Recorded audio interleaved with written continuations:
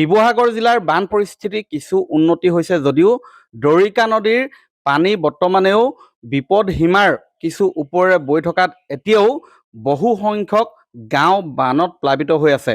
ইয়াৰ ভিতৰত বেতবাৰী মৌজাৰ ২ নং দগাঁও, কলাপথাৰ, সেইদৰে ভাধৰা অঞ্চল, নিমাইজান অঞ্চল, ইয়াৰ উপৰিও কুঁৱপু মৌজাৰ পাণবেচা অঞ্চল, দৰিকা নদীৰ কাষতে লাগি থকা নাজান গাঁও, এইবিলাক বৰ্তমানেও পানীত ডুব গৈ আছে আৰু যিবিলাক বাসগৃহৰ ভেটি কিছু ওখ সেইবিলাক লাহে লাহে ওলাবলৈ ধৰিছে। কিন্তু ঘৰৰ ভিতৰত প্ৰৱেশ কৰি আচলতে গৃহস্থই এক বিধ্বস্ত ৰূপত দেখা পাইছে।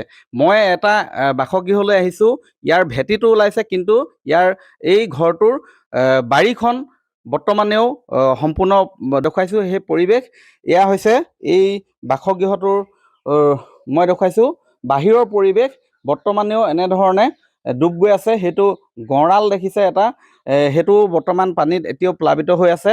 ভূঁলৈ অহা যোৱা কৰিবলগীয়া হৈছে, বাট পথসমূহ পানীত ডুব গৈ আছে। আৰু মই ভিতৰৰ পৰিৱেশটো মই দেখুৱাব বিচাৰিম, তেওঁলোকে যিহেতু ভেটিটো ওলাইছে মই সেই পৰিৱেশ মই দেখুৱাম।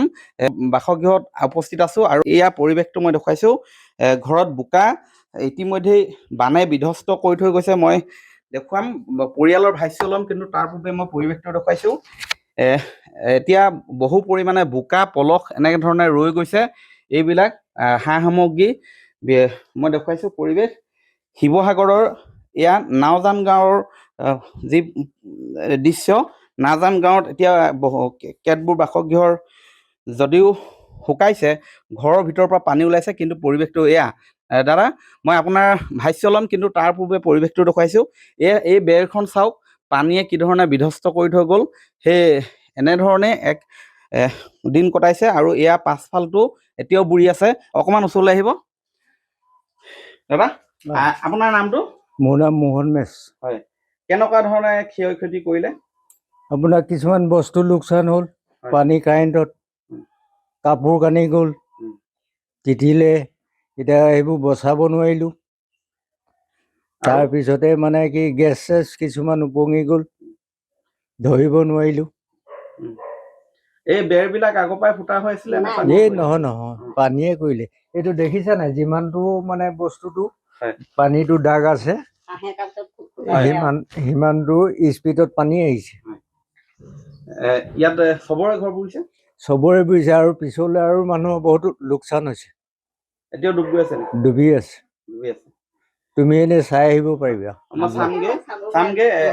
কেনেকুৱা ধৰণৰ এতিয়া দেখিছো বোকা হৈ আছে? বোকা হৈ আছে যথেষ্ট। আলমাৰি এটাও ক্ষতি হৈছে, আৰু বাচন বৰ্তনো পোৱা নাই ভালেখিনি, আৰু ডেপ তুলি এনেকুৱা কিছুমান পানীত ডুবি আছে। আৰু আপোনালোকৰ এই ঘৰখনত কেইজন আছিলে? দুজন। সকলো ঠিকে আছে? আপোনাৰ ঠিকে আছো বাৰু, স্বাস্থ্য ঠিকে আছে? স্বাস্থ্য ঠিকে আছে। কিন্তু তেওঁলোকৰ হাঁহ কুকুৰা কিছু মৰিছে, কাৰণ গঁৰালটো ডুবি আছে। এইসকল আচলতে একেবাৰে সৰ্বসাধাৰণ পৰিয়াল, তেওঁলোকে হাঁহ কুকুৰা পালন কৰি খেতি কৰি খায়। মই জানিব বিচাৰিম আপোনাৰ খেতি কিবা নষ্ট হৈছে নেকি? খেতি নষ্ট, কঠীয়া নাই, ৰুব পাৰিব ক'ৰবাৰ? আগৰ ধান আছিলে নেকি? আগৰ অলপ আছিলে। নষ্ট হৈছে নেকি? নষ্ট হোৱা নাই। আগৰ ধান বাছিলে? আপুনি তেনেহ'লে কিছু ৰক্ষা পৰিছে, আগৰ ধান কিছু আছেগে। কিন্তু ঘৰৰ অৱস্থাটো মই দেখুৱাইছোঁ। ইয়ালৈকে এই যিহেতু পানী বাগৰি আহিছিলে, দৰিকা নদীৰ কাষৰ অঞ্চল, গতিকে এই যিটো সোঁত আছিলে, সোঁতত তেওঁলোকৰ এই যিবিলাক কেঁচা বেৰ আছিলে, এইখিনি কিছু নষ্ট হৈছে। পুনৰ নিৰ্মাণ হয়তো কৰিব লাগিব।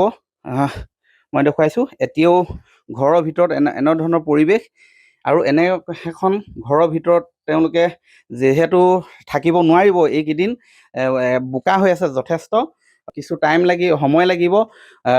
মাজে মাজে যিহেতু বৰষুণ দি আছে, সেই ঘৰৰ ভিতৰৰ ভাগ ভালদৰে শুকোৱা নাই। ৰ'দ দিলে তাপ পাই হয়তো কিছু মাটিটো টান হ'ব, কিন্তু এই মুহূৰ্ততো তেওঁলোকে প্ৰৱেশ কৰিব পৰা নাই ঘৰৰ ভিতৰত।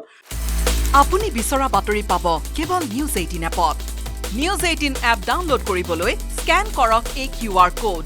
গুগল প্লে ষ্টৰতো পাব এই নিউজ 18 এপ।